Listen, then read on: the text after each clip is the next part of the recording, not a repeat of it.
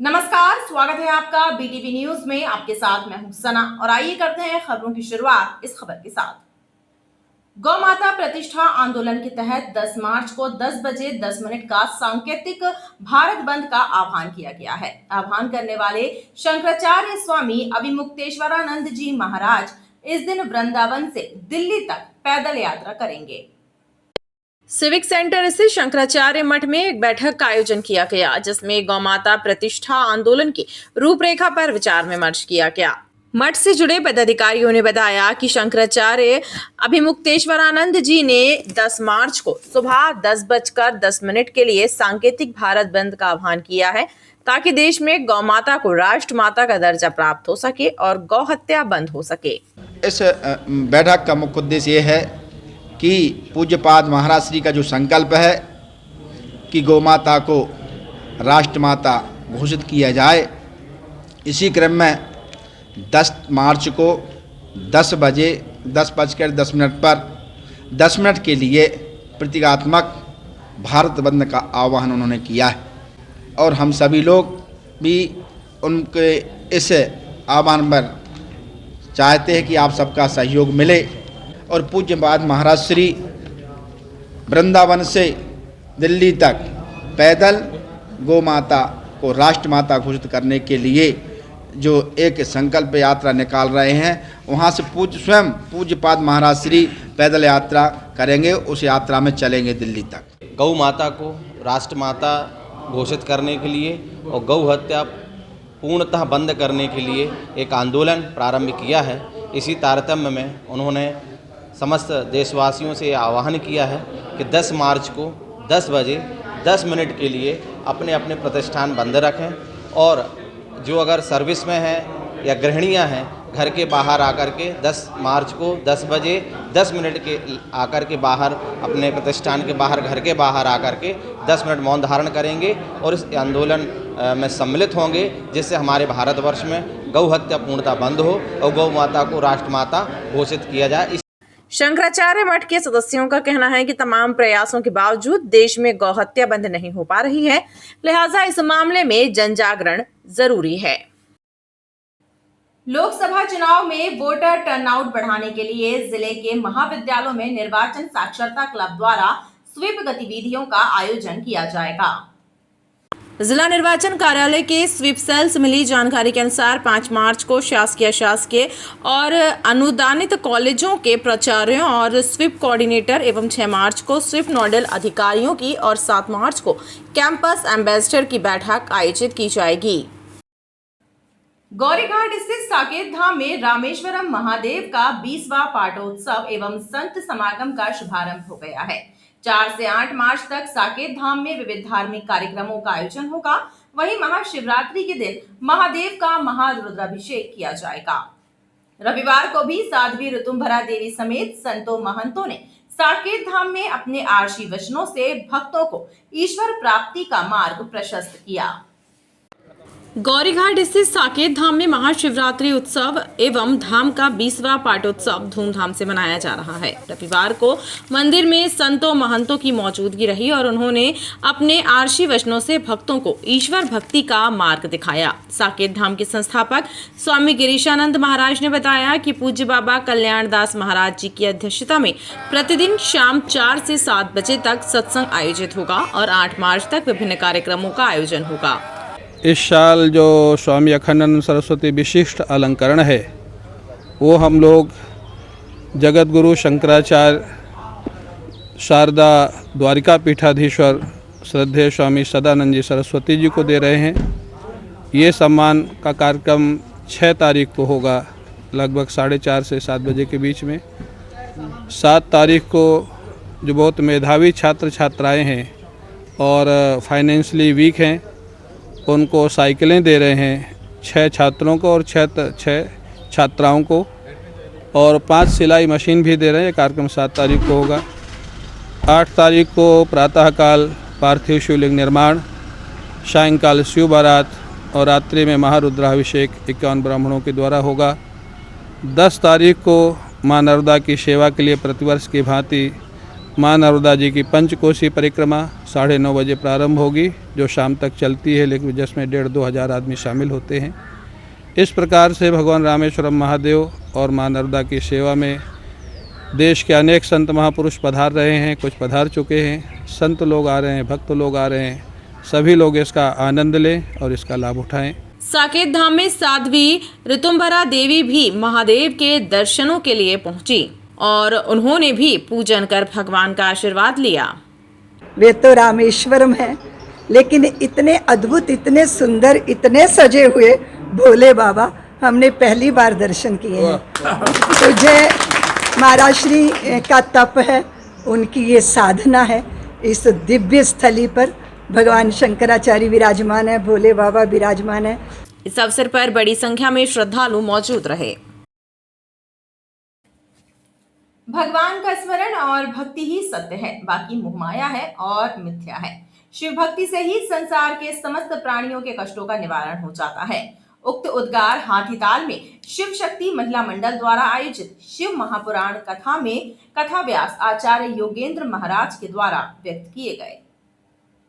जन कल्याण की कामना से शिव शक्ति महिला मंडल के द्वारा महाशिवरात्रि के अवसर पर हाथीताल में शिव महापुराण का आयोजन किया गया है। कथा के तीसरे दिन कथा व्यास आचार्य योगेंद्र महाराज के द्वारा देवाधिदेव के 12 ज्योतिर्लिंगों का वर्णन किया गया। उन्होंने साथ ही ईश्वर भक्ति को ही जीवन का सत्य बताया। तो भगवान तो ये कहते हैं, कथा ये कहती है कि ब्रह्म सत्य जगत मिथ्या, मात्र भगवान का दर्शन, भगवान का स्मरण और भगवान का सुंदर विग्रह ही सत्य है, बाकी दुनिया झूठी है। अब इसका उदाहरण भी कहो तो मैं 1-2 आपको तुरंत बतला दूं। शिव महापुराण कथा में शामिल हुए महामंडलेश्वर स्वामी अखिलेश्वरानंद गिरी महाराज ने भी भगवान शिव की लीला का वर्णन किया। जब उनकी तपस्या पूर्ण हुई तो वृक्षों ने एक छोटी सी नन्ही सी कन्या भगवान के समीप समर्पित कर दी। अब इसको आप मेडिकल साइंस की दृष्टि से भी समझ सकते हैं और हमारे अध्यात्म विज्ञान की दृष्टि से भी समझ सकते हैं, पर उसके लिए समय नहीं। इसलिए गंगा और नर्मदा, क्योंकि नर्मदा के क्षेत्र में कई लोग कहते हैं आप गंगा का स्मरण क्यों करा रहे हो, नर्मदा का स्मरण कराओ, तो नर्मदा प्रसन्न होती है गंगा का स्मरण कराने से। इसलिए मैं कहूँगा जय शिव शंकर और आप सब कहेंगे हर हर गंगे। जय शिव शंकर, जय शिव शंकर, हर हर गंगे। भोलेनाथ की असीम कृपा से हम महिला शिव शक्ति मंडल को ये सौभाग्य प्राप्त हुआ है कि हमने इतना सुंदर आयोजन किया है और आगे भी भोलेनाथ की कृपा रहेगी तो हम ऐसे आयोजन करते रहेंगे और अपनी संस्कार धानी को गौरवान्वित करते रहेंगे। धन्यवाद। और बहुत ही श्रद्धालुओं का प्यार मिल रहा है, बहुत भीड़ उमड़ रही है। समय 3 से 6 बजे का है और 1 तारीख से कार्यक्रम शुरू हुआ है, जिसका समापन शिवरात्रि के दिन होगा और बारात निकलेगी, भंडारा होगा और बहुत ही अच्छा आयोजन है और आप सभी भी आए। शिव पुराण का आयोजन किया गया है जो बहुत अच्छे तरीके से हो रहा है और प्राय सभी लोग यहाँ पर सहयोग से ये कार्य संपन्न हो रहा है। इस अवसर पर विजय सिंह ठाकुर, गोलू, निक्की, शोभा, रोहित, रागिनी समेत क्षेत्रीय पार्षद निशा राठौर उपस्थित रहीं। तिलवारा क्षेत्र के त्रिपुरा रामनगर में सामुदायिक जन सुविधा केंद्र जर्जर हालत में है और देखरेख के अभाव में बदहाली का शिकार हो गया है। आलम यह है कि क्षेत्रीय जनों को असुविधाओं का सामना करना पड़ रहा है। तिलवारा क्षेत्र में शाहनाला के पास त्रिपुरा रामनगर में बने सामुदायिक जन सुविधा केंद्र की बदहाली से क्षेत्रीय जनों में रोष व्याप्त है। स्थानीय जनता का कहना है कि जर्जर हो चुके भवन में साफ सफाई का अभाव है और शौचालय में वॉश बेसिन एवं दरवाजे भी क्षतिग्रस्त हो चुके हैं। कई बार शिकायत करने के बाद भी कोई सुधार नहीं हुआ है।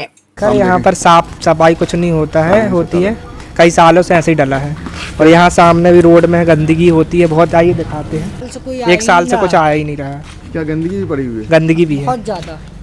ये हमारे इधर का शौचालय है, यहाँ पे बहुत गंदगी रहती है। 1 साल से कुछ नहीं हो रहा है यहाँ पे। यहाँ के नल, पानी, टंकी सब खराब हो चुकी है, बीमारी हो रही है। क्या मांग करते हो आप? साफ सफाई। जन सुविधा केंद्र की मरम्मत का कार्य कराने की मांग स्थानीय जनता ने की है। ट्रेनों में गेट पर लटकते हुए यात्रा करने एवं सेल्फी लेने वालों के विरुद्ध जीआरपी के द्वारा कार्यवाही की जा रही है। रेल पुलिस के अनुसार इसके लिए लगातार जांच की मुहिम चलाई जा रही है। चलती ट्रेन में दरवाजे पर खड़े होकर यात्रा करने वाले और मोबाइल फोन पर बातचीत करने एवं सेल्फी लेने वाले यात्रियों के लिए शासकीय रेल पुलिस के द्वारा लगातार अभियान चलाया जा रहा है। इसके तहत ट्रेनों में पंपलेट एवं पोस्टर चस्पा कर जानकारी भी दी जा रही है। आरपीएफ और जीआरपी के कर्मचारियों को हिदायत दी गई है कि जो ट्रेनों में गेट पे खड़े होकर बात करते हैं, रील बनाते हैं या सेल्फी वगैरह जो लेते हैं, इनको समझाइश दें। इनके समझाने का तरीके में पॉम्पलेट लगा दे रहे हैं या अनाउंसमेंट करा के इन्हें सुरक्षा यात्रा करने की समझाइश दी जाती है और मना किया जाता है कि ये गेट पे खड़े होकर सेल्फी न लें, बात न करें और किसी प्रकार का कोई रील न बनाएं। इससे जो कार्रवाई की बात कर रहे हैं तो इस संबंध में न्यूसेंस क्रिएट अगर किया जाता है उनके द्वारा तो रेलवे एक्ट की धारा 145 है जिसमें चालान कर इनको न्यायालय पेश किया जाता है, तो न्यायालय उसमें जो दंड देना है वो निर्धारित करती है। जीआरपी एवं आरपीएफ के द्वारा ऐसे यात्रियों पर जुर्माने की कार्यवाही भी की जा रही है। प्रदेश सरकार ने भू राजस्व संहिता विविध अधिनियम में संशोधन करके तहसीलदार के स्थान पर पटवारी की रिपोर्ट के आधार पर वृक्ष काटे जाने की अनुमति पंचायतों को दे दी है। इस बात का खुलासा करते हुए नागरिक उपभोक्ता मार्गदर्शक मंच के सदस्यों ने बताया कि प्राप्त जानकारी के अनुसार जबलपुर में ही 2500 से ज्यादा पेड़ काटे जाने की अनुमति दे दी गई है। मंच के सदस्यों ने इस पर आपत्ति जताते हुए पर्यावरण संरक्षण के मद्देनजर हाईकोर्ट में जनहित याचिका दाखिल करने का निर्णय लिया है। पंचायतों द्वारा अपने अधिकार का गलत इस्तेमाल किया जा रहा है, जिसका दुष्परिणाम यह है कि उनके द्वारा धड़ाधड़ पेड़ काटने की अनुमतियां दी जा रही हैं। पर्यावरण को खतरे में डाला जा रहा है। सैकड़ों वर्षों पुराने पेड़ों को धड़ाधड़ काटने की अनुमति दे रहे हैं। इसका प्रमुख कारण है मध्य प्रदेश सरकार की गलत नीति। मध्य प्रदेश सरकार द्वारा भू राजस्व संहिता विविध अधिनियम 2020 की नियम 75 में संशोधन करते हुए तहसीलदार की जगह पटवारी रिपोर्ट को आधार बनाते हुए किसी पंचायत क्षेत्र के अंदर पेड़ काटने की अनुमति देने का अधिकार पंचायतों को दिया गया, जिसका वह अब गलत इस्तेमाल कर रहे हैं।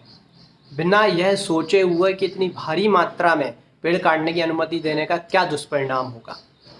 आरटीआई से प्राप्त जानकारी के अनुसार केवल जबलपुर जिले में विगत 1 माह के अंदर 2500 से ज़्यादा पेड़ काटने की अनुमतियाँ दी गई हैं। इसका सीधा लाभ माफिया लोग उठा रहे हैं, रसूखदार उठा रहे हैं।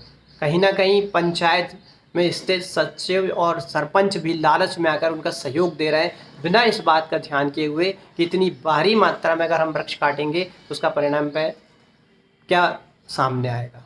हमने यह निर्णय लिया है कि आगे भविष्य को ध्यान में रखते हुए पर्यावरण संरक्षण की दिशा में हम समस्त मामले को लेकर माननीय उच्च न्यायालय जाएंगे। और खबरों का सिलसिला लगातार जारी रहेगा। आप देखते रहिए BTV न्यूज़।